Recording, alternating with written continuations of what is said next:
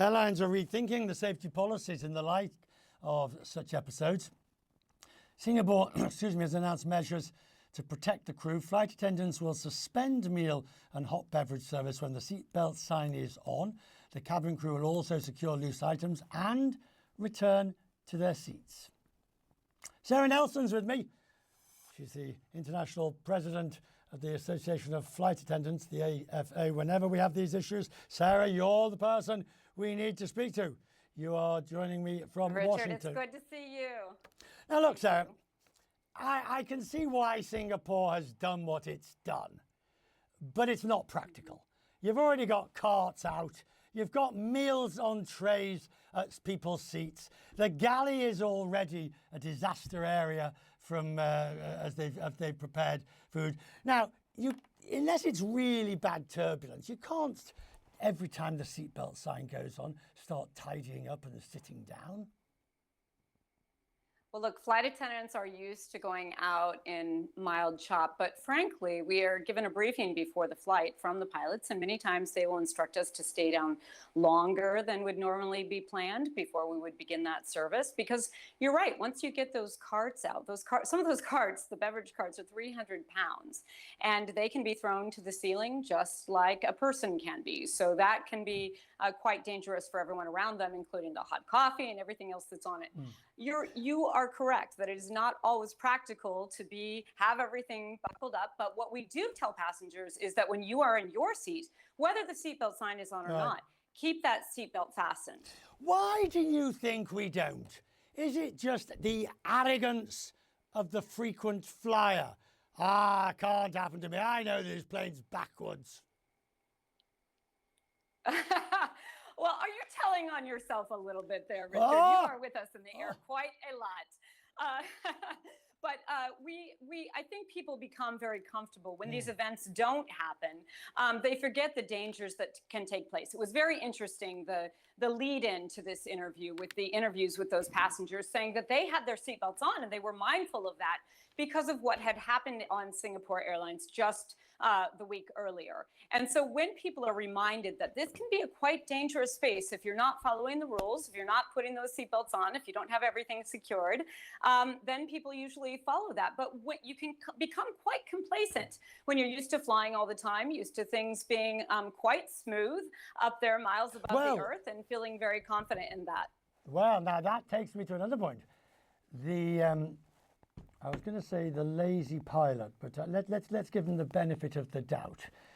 The overly cautious pilot that puts the seatbelt sign on, you jiggle about in the air for 20 minutes, and the seatbelt sign doesn't go off for the next 2 hours. All they're doing is devaluing the seatbelt sign.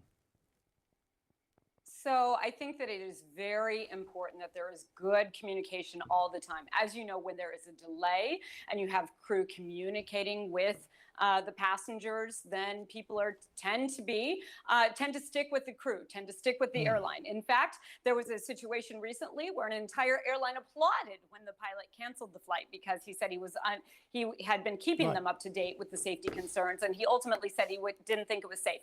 You are absolutely correct. You have to have that constant communication between the crew, also between the passengers, so that people understand why the rules are in place and when they need to be changed and when you need to follow those instructions. Two other areas I just want to touch on, if I may. There is the story. Well, first of all, how close are you, do you think, to getting a contract, flight attendants for United and others? I mean, are you confident? We better be very close. There are contract negotiations going on across the industry in the United States. They have been delayed. They were essentially delayed because of COVID. And then other delays as the airlines delay those contract negotiations because there's never an expiration date on those contracts. Then they are continuing to get labor for cheaper than they should really be paying for. So it is becoming quite drastic. And there are flight attendants who are living in their cars and who are trying to make ends meet. And it doesn't matter if you are on the lowest end of the pay scale or the highest end of the pay scale. The cost of living has gone up exponentially over the past several years. Which is very low according to those figures that we saw from American. And many of us were quite surprised, even allowing for flying benefits and hourly rates. That's right. And so these are going to be record contracts. The airlines are not eager to put those in place, but we're talking about double-digit raises. We're talking about getting paid for the time that you're actually boarding the passengers, which has not been the typical way of doing things.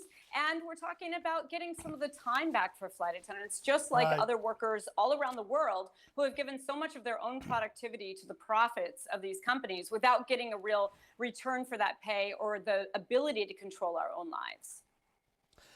I got to ask you about Betty Nash, the longest serving flight attendant who passed away at 88.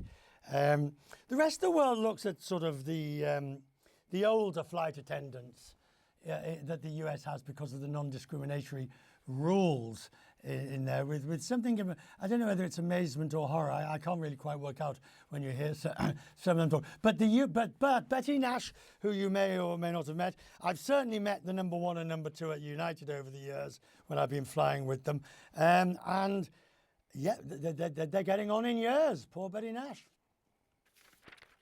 Well, I'll tell you what, Betty Nash is an example of the flight attendants who fought through incredible discrimination to make this a job that we could turn into a career, a job that we could be proud of. And she's an example of going to recurrent training every single year and being able to perform the job perfectly well into her 80s. And that's an example of what we fought through with that age discrimination. If you can still do the job, there shouldn't be discrimination in that work. And there are many flight attendants who were 30 and 40 years on the job who trained me when I first started flying, and they were extraordinary.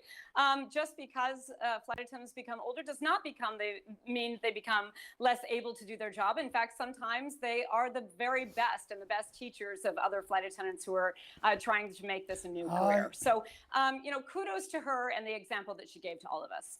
I would put it as when you're flying over the Pacific down to Australia or West Coast on a 16-hour flight, you want somebody who knows that you want a cup of tea and a biscuit. And it's not going to bother. That's what you want. Somebody who recognises it. Sarah, lovely to talk to you, as always. Thank you. I wish you well. Thank you.